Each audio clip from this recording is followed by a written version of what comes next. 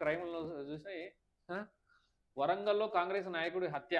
ఒంటరితనంతో విసిగిపోయి, కుంగిపోయి పాపం ఈ ఆడపిల్ల చచ్చిపాయే. ఆడబిడ్డ చచ్చిపోయింది. ఏం చేసిర్రో అసలు ఈమె ఎందుకు చచ్చిపోయింది? ఏం సంగతి? ఇదొక న్యూస్ అయితే చదువుదాం మనం. నాకు బాధాకరమైనటువంటిది కాబట్టి అసలు న్యూస్ ఏందో చదువుదాం. ఒంటరితనంతో విసిగిపోయి, కుంగిపోయిందట బిడ్డ.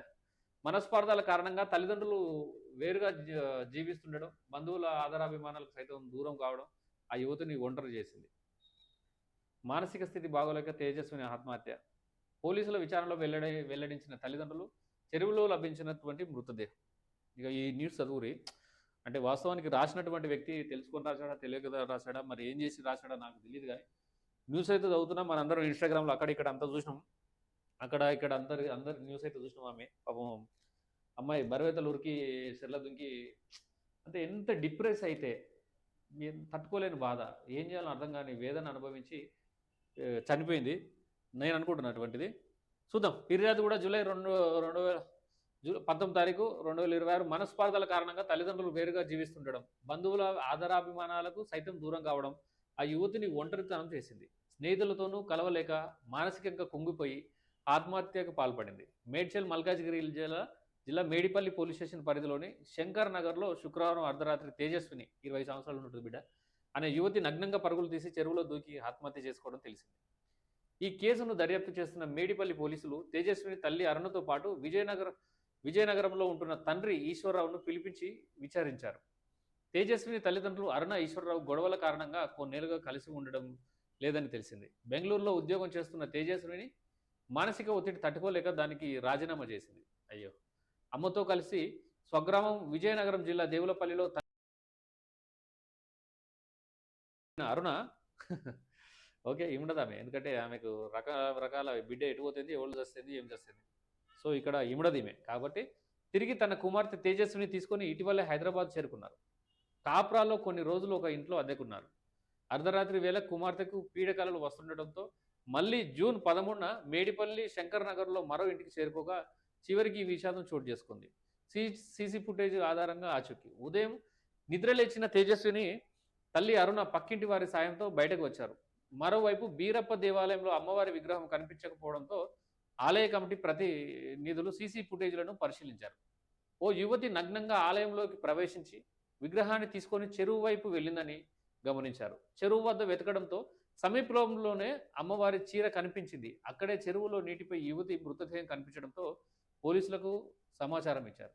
పోలీసులు తేజస్విని మృతదేహాన్ని గాంధీ ఆసుపత్రికి తరలించారు.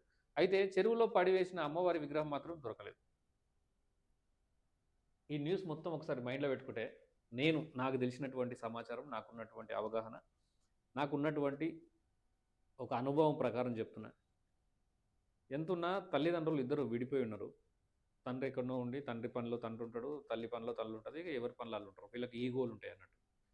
ఇక్కడ తండ్రి తప్పు చేసిండా, తల్లి తప్పు చేసిండా తర్వాత విషయం. ఎందుకంటే ఈమె తెలుసుకునే ప్రయత్నం చేయలేదేమో, తెలుసుకున్నా ఎవరికి తప్పో కలిపే ప్రయత్నం చేయలేదేమో. So whatever it maybe వాళ్ళిద్దరు కలవలే, వీళ్ళిద్దరు వచ్చేసారు, హ్యాపీగా ఉన్నారు. అంటే ఒక్కొక్క న్యూస్లో నేను ₹1,00,000 రెంట్ కట్టింది, అవి కట్టింది, ఇవి కట్టింది అంటే ఎడ్యుకేటెడ్ మంచి సంస్థలో పనిచేస్తున్నటువంటి ఒక వ్యక్తి, ఒక అమ్మాయి సడన్గా చచ్చిపోవడం ఏంది, చచ్చిపోతూ దేవుని దగ్గర పోవడం ఏంది, దేవుని విగ్రహం పట్టుకొని దుంకడం ఏంది అంటే ధైర్యం కోసం. అంటే చావడానికి కూడా మనోధైర్యం కంపల్సరీ కావాలి. ఎంత ఆత్మస్థైర్యాన్ని కోల్పోయి, ఎంత బాధపడి, ఎంత దిగ్భ్రాంతికి లోనై, ఎంత డిప్రెషన్కు లోపైపోయి ఉంటే చచ్చిపోవాలని నిర్ణయించుకుంటే చెప్పండి. కాబట్టి ఆ పిల్లకు సొసైటీ, రిలేషన్స్ అండ్ పేరెంట్స్ తను చేయాలనుకున్నటువంటి జాబ్ ఏదైతుందో ప్రతిదీ ఎవ్రీథింగ్ సర్వనాశనం పట్టించేసారు. ఆ పిల్ల మైండ్ని, మేధాశక్తిని, ఆ యొక్క మానసిక పరిస్థితిని దిగజార్చి నాశనం పట్టించే పని చేసిరు అనుకొని నేను అనుకుంటున్నా. అది నా ఉద్దేశం, నా అంతర్యం, నా వ్యక్తిగత అభిప్రాయం మాత్రమే. ఆ పిల్ల అందుకే ఏం చేయాలని అర్థం కాక దేవుడు మునిగిపోతా అంటే ఊరికే మునుగుతానో లేదో అని, లేదా దేవుణ్ణి పట్టుకొని చనిపోవాలనే ఉద్దేశంతో చేసింది. కానీ వాస్తవానికి ఆ దేవుడు పాపను దేవుడు లోపలికి వెళ్ళిపోయి పాప బాడీని పైకి తీసుకొచ్చిండు. మనస్ఫూర్తిగా చెప్తున్నా, ఆ పిల్లకి అన్ననైనా ఇదే మాట చెప్తా, తమ్మునైనా ఇదే మాట చెప్తా, ఎలాంటి బంధువు అయినా నేను ఇదే మాట చెప్తా. ఆ పిల్ల ఒంటరిగుండి అంత నరకం అనుభవించేటప్పుడు ప్లేస్ చేంజ్ చేయాల్సింది, లేదా వ్యక్తులను కొంతమందిని కలవాల్సింది. చుట్టాలు ఎవ్వడు కాడు, చుట్టాలే ఫస్ట్ శత్రువులు ఉంటారు. పాలోళ్ళు, చుట్టాలు, బంధువులు వీళ్ళందరూ అంటారు కదా, వీళ్ళే ఫస్ట్ శత్రువులు ఉంటారు మనకు. మన సావుకు, మన నరకానికి, మన బాధకు, మన ఏడుపుకు మొదటి కారణం వీళ్ళే అవుతారు. కాబట్టి వీళ్ళ దగ్గర నుంచి ఫస్ట్ వెళ్ళిపోవాలి, దూరంగా వెళ్ళిపోవాలి. చిన్న ఎవ్వళ్ళు లేకపోతే ఒక గుడిసె వేసుకోవాలి, ఇంటింటి తిరిగి అడుక్కోవాలి, తినాలి, బతకాలి. మనకు భగవంతుడు ప్రసాదించినటువంటి జన్మను సాకృతం చేసుకోవాలి, ఖచ్చితంగా బతకాలి. మనిషికే కష్టాలు వస్తాయి. కష్టాలు వచ్చిన ప్రతి మనిషి సస్తే ఇప్పటి వరకు భూమి మీద మనుషులు ఉండకపోయారు. కాబట్టి నేను ఒకటే, తనువు చాలించాలని అనుకుంది కాబట్టి, తట్టుకోలేని మానసిక వేదన అనుభవించింది ఆ పిల్ల, అందుకే చనిపోయిందని అనుకుంటున్నా. ఆ అమ్మాయి ఎక్కడున్నా, ఏ లోకంలో ఉన్నా తనకు ప్రగాఢ సానుభూతి తెలుపుతున్నా. తమ తమ ఆ అమ్మాయి ఆత్మ శాంతించాలని చెప్పి ఆ భగవంతుని మనస్ఫూర్తిగా కోరుకుంటున్నా. ఇది న్యూస్ ఎప్పుడైనా గుర్తుంచుకోండి మిత్రులారా. ఎప్పుడు మనసు చలించిపోవద్దు, ఎప్పుడు చనిపోయే ప్రయత్నమే చేయొద్దు. బతికి ఉండి సాధించే ప్రయత్నం చేయి.